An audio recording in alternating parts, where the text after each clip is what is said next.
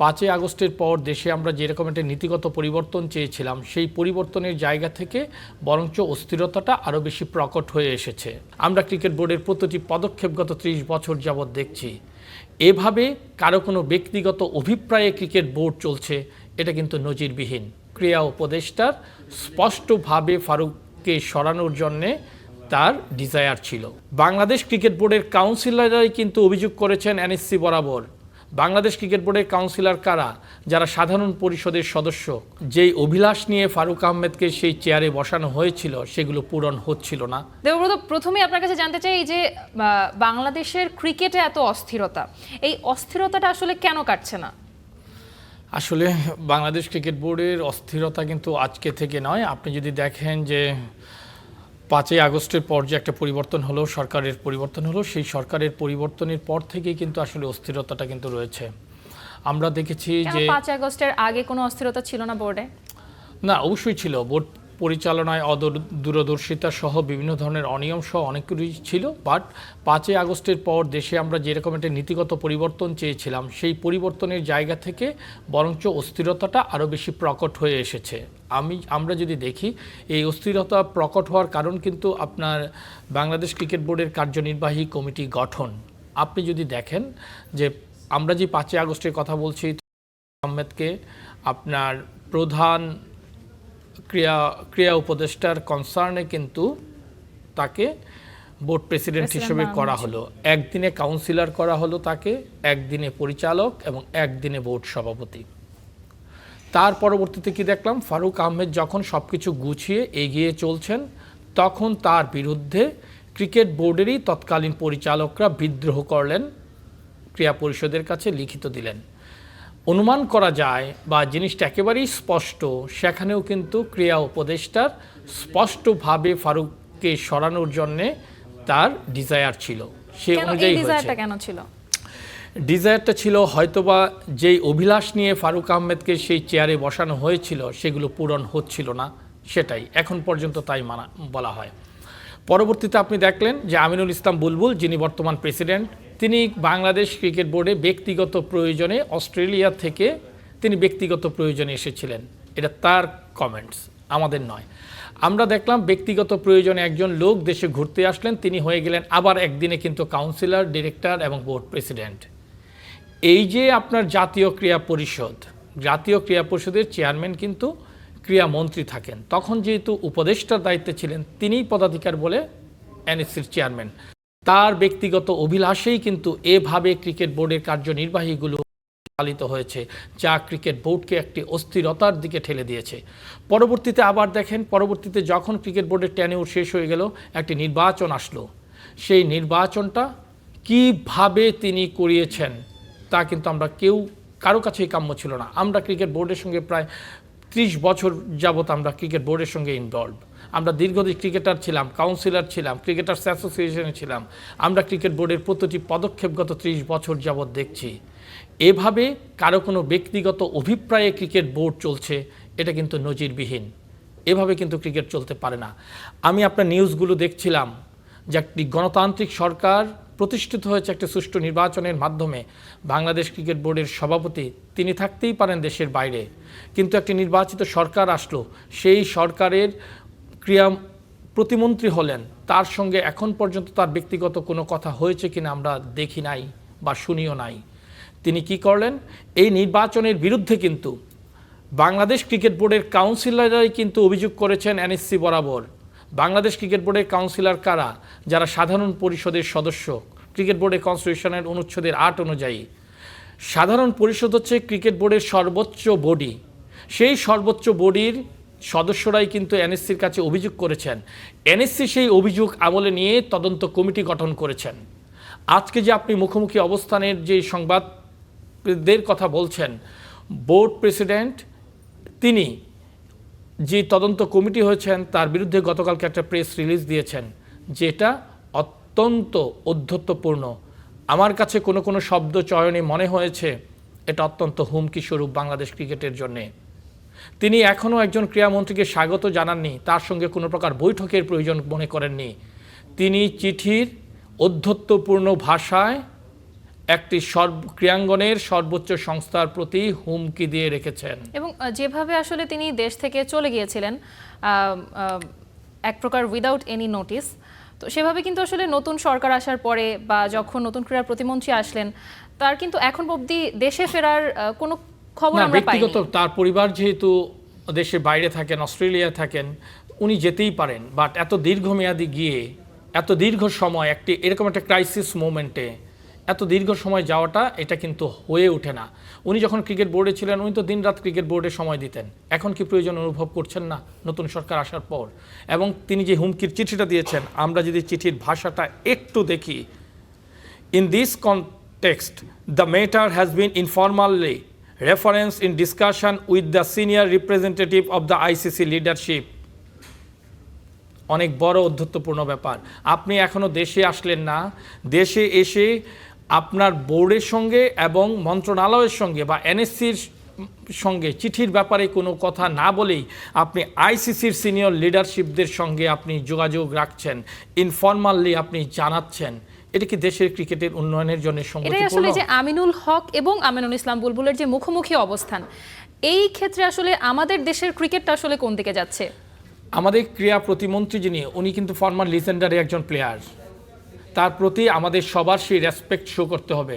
আমিনুল ইসলাম বুলবুল বাংলাদেশ দলের সাবেক অধিনায়ক, তার অনেক গুরুত্বপূর্ণ অধ্যায় রয়েছে বাংলাদেশ ক্রিকেটে, কিন্তু ক্রীড়া প্রতিমন্ত্রীর প্রতি ওনার সেই সম্মানটা জানানো উচিত ছিল as a colleague.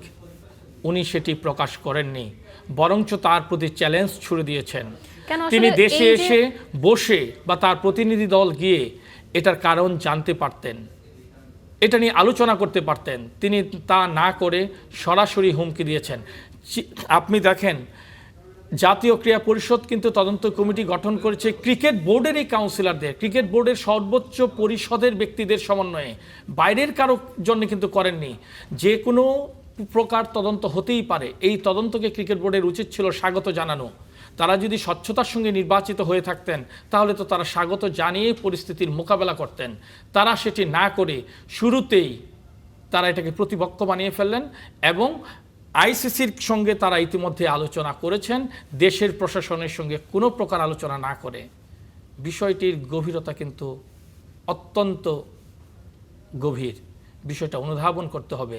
Bangladesh cricket বোর্ডের সভাপতি সহ পরিচালনা পর্ষদ যদি সেই গভীরতা অনুভব করতে না পারে, সেটা দেশের ক্রিকেটের জন্য ভালো নয়। আরেকটা জিনিস আমরা দেখলাম যে বিশ্বকাপে বাংলাদেশ অংশগ্রহণ করেননি, সেটার জন্য একটি তদন্ত কমিটির সংবাদ কিন্তু আমরা দেখেছি।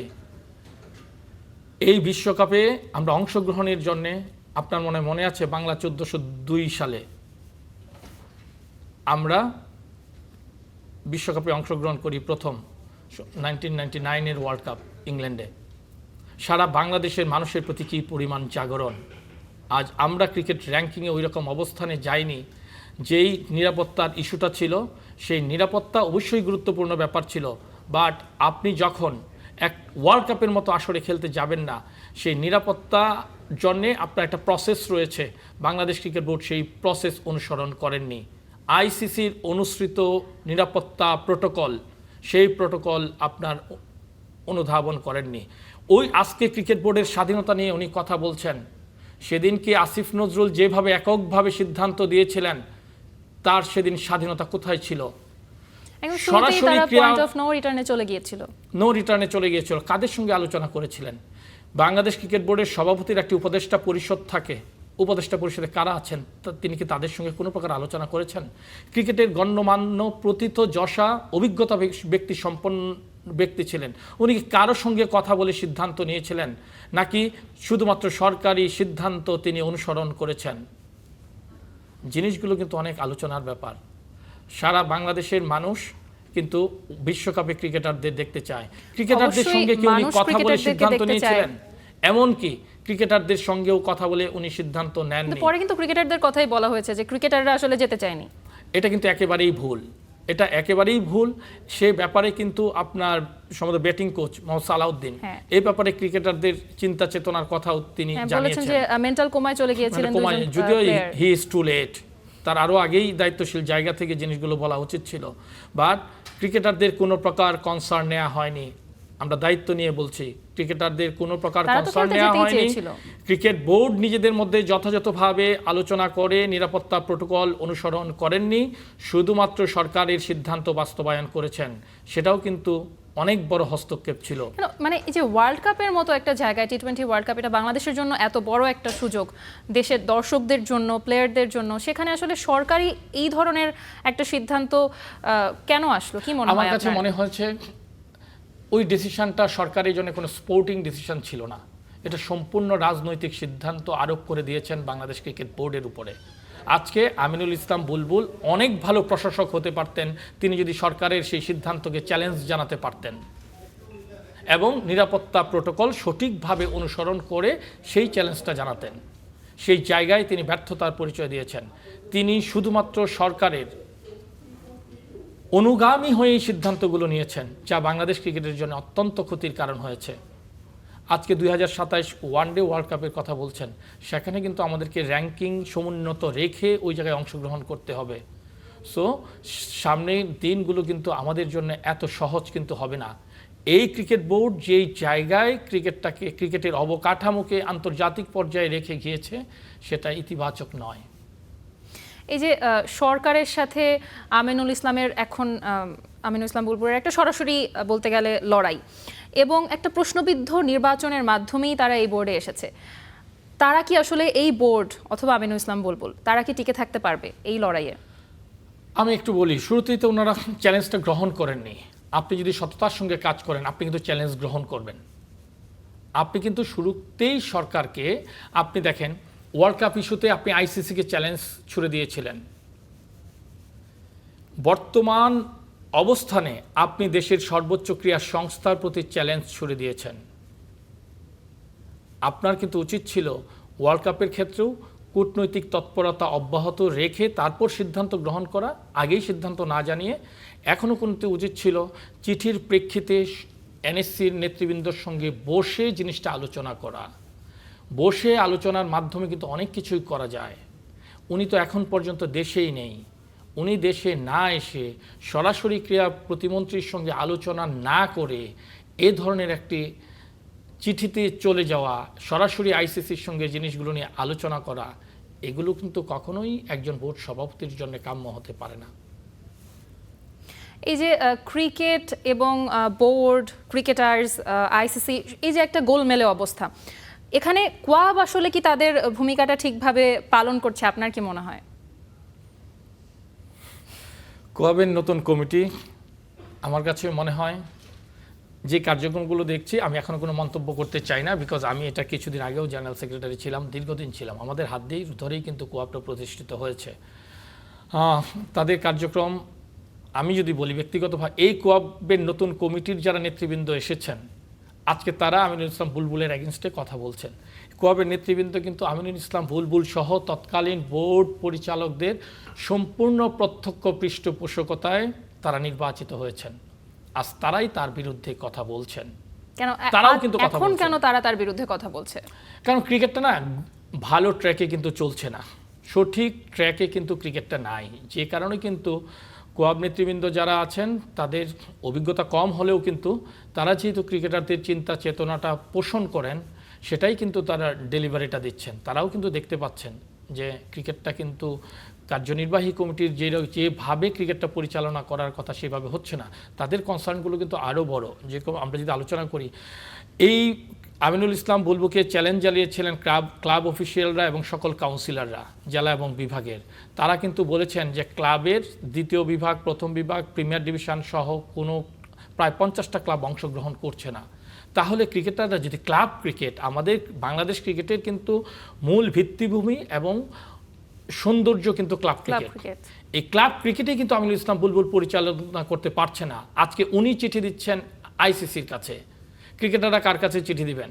ক্রিকেটারদের আয় রোজগার বন্ধ, মাঠে খেলা হচ্ছে না। দ্বিতীয় বিভাগে আমি দেখলাম প্রায় 12-14টা টিম অংশগ্রহণ করেনি।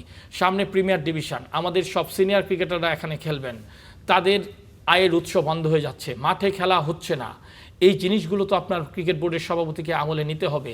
আমরা এখন পর্যন্ত দেখিনি ক্রিকেট বোর্ডের সভাপতি কিংবা অন্যান্য দায়িত্বশীল পরিচালকরা তারা ক্লাবগুলোর সঙ্গে অত্যন্ত সুদৃঢ়ভাবে আলোচনার অবকাশ রেখেছেন। তারা কিন্তু এখন পর্যন্ত আলোচনায় বসে নিন। ক্রিকেট বোর্ডের প্রেসিডেন্ট দেশের বাইরে রয়েছেন। এই রমজান মাসে কিন্তু গত বছরও প্রিমিয়ার ডিভিশন ক্রিকেট হয়েছে, এখনও কিন্তু প্রিমিয়ার ডিভিশন ক্রিকেট শুরু হয়নি। অত্যন্ত গুরুত্বপূর্ণ। সিসিডিএম এর চেয়ারম্যান যিনি ছিলেন তিনি রয়েছেন ইউএসএতে দীর্ঘদিন যাবৎ। তাহলে এই ঘরোয়া ক্রিকেটটা চলবে কিভাবে? সেই জায়গা থেকে প্লেয়ার্স অ্যাসোসিয়েশন যে দাবিগুলো করছে সেগুলো ডেফিনেটলি যৌক্তিক। এবং এই ঘরোয়া ক্রিকেটের সাথে আমরা যদি বলি, কিছুদিন আগে শেষ হলো আমাদের বিপিএল এর 12তম আসর, তখন কোয়াবের সিদ্ধান্তে একদিন খেলা বন্ধ ছিল। এটা আসলে কোনোভাবে গ্রহণযোগ্য ছিল কিনা, আপনার কি মনে হয়? অ্যাবসলিউটলি না, কোনোভাবেই না। আপনি শোনেন, খেলা আপনি বন্ধ করে দেয়া বিপিএল এর মতো জায়গায়, যেটা আন্তর্জাতিক একটা ফোকাস থাকে, আপনি যে কোনো ব্যাপারে কিন্তু ক্রিকেট বোর্ডকে কনসার্ন জানাবেন। আমার কাছে মনে হয় ওরা ক্রিকেট বোর্ডকে ওই সময়টায় যদি 2-3 দিন সময় দিয়ে খেলাটা বন্ধ করতেন তাহলে কিন্তু একটা আলোচনার অবকাশ থাকতে পারত দাবিগুলোতে। আগের দিন রাতে আপনি বললে পরের দিন দুপুরে আপনি খেলাটা, এটা আমার যৌক্তিক মনে হয়নি। আমার কাছে মনে হয় এটা তারাও অনুধাবন করেছেন এবং পরবর্তীতে নিজেরাই আবার বোর্ড সভাপতির কাছে গিয়ে খেলায় ফিরে এসেছেন। কাজেই এই জিনিসটা যে আন্দোলনের হয়তো যৌক্তিকতা ছিল, কিন্তু এটা সময় নিয়ে করাটা প্রয়োজন ছিল এবং এটা অনুধাবন করেই কিন্তু তারা আবার মাঠে এসেছেন বলে এটা কিন্তু সকলের কাছেই প্রতীয়মান হয়েছে। কাজেই এই সিদ্ধান্তগুলো নেওয়ার ক্ষেত্রে তাদেরকে আরও বেশি মনে হয় পরিপক্কতার পরিচয় দেওয়া উচিত। এই যে টোটাল বাংলাদেশের ক্রিকেটেই যে বিশৃঙ্খলা, এই বিশৃঙ্খলায় আসলে কোয়াবের এখন রোলটা কেমন হওয়া উচিত, আপনি কি মনে করছেন? আমার মনে হয় কোয়াব তাদের কনসার্ন জানিয়েছে। হ্যাঁ, ডেফিনেটলি খেলা মাঠে গড়ানোর জন্যে তাদের যা কিছু করা উচিত করবে, কিন্তু ক্রিকেটারদের নিরাপত্তা, আর্থিক সংস্থান সব কিছুই কিন্তু ক্রিকেট বোর্ড আপনার করবে এবং এটা নতুন কিছু নয়, এটা তো ধারাবাহিক প্রক্রিয়া। বর্তমান ক্রিকেট বোর্ড সে ধারাবাহিক প্রক্রিয়াটাই, প্রাথমিক যে কাজগুলো সেগুলোও কিন্তু কন্টিনিউশন রাখতে পারছেন না। আমি জানি না এই চেয়ারটাতে আসলে কি মোহ আছে। ক্রিকেট বোর্ডের পরিচালক হচ্ছে একটা ভলান্টারি সার্ভিস, স্বেচ্ছাশ্রম। হ্যাঁ, সো আমরা স্বেচ্ছাশ্রমের জন্য, আপনার কি মনে হয় এই চেয়ারটাতে আসলে কি মোহ থাকতে পারে? আমার কাছে মনে হয় নিজেদেরকে পরিচিত করে তোলার। এখন বলতে পারেন যে এরা তো অলরেডি যারা প্রেসিডেন্ট হয়ে আসছে এরা তো অলরেডি এক্স্যাক্টলি এরা অলরেডি পরিচিত। আর কত পরিচিতি চাচ্ছে বলে আপনি মনে করছেন? আমার কাছে মনে হয় মোহ এবং অভিলাষ, হ্যাঁ, এই জিনিসটাই কিন্তু আসলে বর্তমান ক্রিকেট বোর্ডকে আমাদেরকে আসলে এরকম একটা পরিস্থিতির দিকে কিন্তু নিয়ে যাচ্ছে। আমরা যদি এই যে অভিলাষ, মোহ এগুলো থেকে বেরিয়ে আসতে পারি, সত্যিকার অর্থেই যদি আমরা ক্রিকেটের উন্নয়ন চাই, তাহলে কিন্তু একটি সুন্দর নির্বাচনের মাধ্যমেই একটি সুন্দর ক্রিকেট বোর্ড পরিচালনা করা উচিত।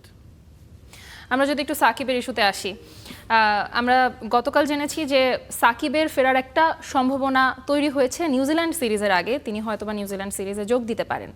তো এই যে সাকিবের ফেরার বিষয়টা, এটা কি আসলে ক্রিকেটের স্বার্থে, না সাকিব চাচ্ছে সে বাংলাদেশে এসে রিটায়ার করবে সেজন্য, নাকি এর পেছনেও কোনো রাজনীতি আছে? আপনি যে প্রশ্নগুলো করছেন না, খুব সুন্দর প্রশ্ন করছেন। হ্যাঁ, একবার রাইট জায়গায় ক্লিকগুলো করছেন। সাকিব ইস্যুতে আপনি 3টা পয়েন্ট বলছেন, কোনো রাজনৈতিক ইস্যু, দলের জন্য প্রয়োজনীয়তা এবং সাকিবের সম্মান দেখানো। এত বড় একজন বর্ণাঢ্য ক্যারিয়ার, তাকে সম্মান দেখানো। ওই দুইটা যদি হয়, আমি আপনার সঙ্গে একসঙ্গে আমি মনে করি সাকিবের অবশ্যই সরকারের ক্রিকেট বোর্ডের সঙ্গে সরকারেরও উচিত তার দেশে ফিরে তার রিটায়ারমেন্ট, তার যে ডিজায়ার সেটা পূরণ করা। আর যদি শুধুমাত্র রাজনৈতিক দিকে আসি, আপনি দেখেন এই ক্রিকেট বোর্ড সাকিবের ফিরে আসা নিয়ে কিন্তু ক্রিকেট বোর্ড অত্যন্ত তৎপর। আগেও কিন্তু ছিল, ফারুক আহমেদ যখন বোর্ড সভাপতি ছিলেন তখনও ছিল। তখন কিন্তু তৎকালীন উপদেষ্টা প্রথম দিকে সম্মতি দিলেও পরবর্তীতে তিনি সাকিবের পুরো অ্যাগেনস্টে চলে গেলেন এবং সাকিবের আর ফিরে আসা হলো না। তখন কিন্তু ক্রিকেট বোর্ড আর কোনো প্রতিবাদ করেনি। আমিনুল ইসলাম বুলবুল সহ, নাজমুল আবেদিন ফাহিম, ক্রিকেট অফিসের চেয়ারম্যান সহ অন্যান্যরা যারা এখন কথা বলছেন, আবার ইস্যুটাকে তারা সামনে আনছেন। এটা না সাকিবকে অনেক বেশি ছোট করা হয়। এই যে রাজনৈতিকভাবে ব্যবহার করা, যখনই এই ক্রিকেট বোর্ড কোনো প্রকার গভীর আপনার একটা ট্রাবলসাম সিচুয়েশনে তো হয়, তখনই কিন্তু সাকিব ইস্যুটাকে সামনে নিয়ে আসা হয়। এটা কিন্তু কখনোই উচিত নয়। আমি ব্যক্তিগতভাবে চাই, এবং আপনি দেখেন ক্রীড়া প্রতিমন্ত্রী তিনিও কিন্তু বিভিন্ন সময় বলেছেন যে তিনি একজন স্পোর্টসম্যান, তিনি খেলোয়াড়দের ব্যথাটা কিন্তু অনুভব করেন, তিনি সম্মান জানাতে চান। তার মানে কি, আপনি দেখবেন বর্তমান সরকারের মহাসচিব তিনিও কিন্তু বলছেন যে ক্রিকেটের রাজনীতিকরণ করা একেবারেই অনুচিত। কাজেই কি সরকারের একটা ইতিবাচক দিক কিন্তু আপনার রয়েছে। সো ক্রিকেট বোর্ড যদি এই রোলটা রাজনৈতিককরণ না করে যদি ইতিবাচকভাবে উপস্থাপন করে, তাহলে এটা দেশের ক্রিকেটের জন্য ভালো, সাকিব আল হাসানের জন্য ভালো, আমাদের সবার জন্যই কিন্তু জিনিসটা ইতিবাচক হয়। কিন্তু এখন যে বোর্ডের ভূমিকা সাকিবের ইস্যুতে, এটা আসলে 5 আগস্টের পরে যখন সাকিবের নামে মামলা হলো, যে মামলাটাতে আসলে যে মামলার কাহিনী আমরা শুনেছি যে যারা মামলাটা করেছে তারা আসলে জানতোও না কি কারণে তারা সাকিবের এগেইনস্টে মামলা করছে, এটা তারা হচ্ছে ব্যারিস্টারের পরামর্শে করেছে। তো এইখানে আসলে বোর্ডের কি ভূমিকা ছিল? তারা তাদের এত রিনাউন্ড একজন প্লেয়ার এবং সাকিবের মতো একজন প্লেয়ারকে তাদের কি আরেকটু ভালোভাবে প্রোটেক্ট করা উচিত ছিল না? সেটা কি সাকিবের প্রাপ্য ছিল না? আজকে ক্রিকেট বোর্ড এত কিছু বলছে, আপনাকে বলি 5ই আগস্টের পরে সাকিবের এগেনস্টে যখন মামলা হলো, তখন সাকিব আল হাসানের সঙ্গে আমার কথা হয়। ওই সময়টাতে আমার যতদূর মনে পড়ে, আমি যদি না করি, আমার মেমোরি যদি না করে, বাংলাদেশ দল তখন পাকিস্তানের ছিল ওই সময়টায়, বাংলাদেশ ক্রিকেট দল। সাকিব যখন আমাকে বলেন যে, আমি তখন প্লেয়ার্স অ্যাসোসিয়েশন সেক্রেটারি হিসেবে বলেন যে, দাদা আমার এগেনস্টে মামলা হয়েছে, আমি তো একজন ক্রিকেটার, আমার জন্য কী করবেন? এই মামলা তো মিথ্যা মামলা আমার এগেনস্টে। তো আমি বললাম, সাকিব হ্যাঁ আমি আমার সিনিয়র ক্রিকেটারদের সঙ্গে কথা বলি, দেন ডিসাইড করি। তখন আমি পাকিস্তানে অবস্থান করা আমি সিনিয়র ক্রিকেটারদের সঙ্গে আমি সঙ্গে সঙ্গে হোয়াটসঅ্যাপে মিটিং করি। ক্রিকেটাররা তার সম্মতি দেন যে না, we should keep our self with Shakib Al Hasan. তখন বাংলাদেশ ক্রিকেট বোর্ড কিন্তু কোনো প্রকার বিবৃতি তো দেয়নি, একটি কথাও কিন্তু বলেনি।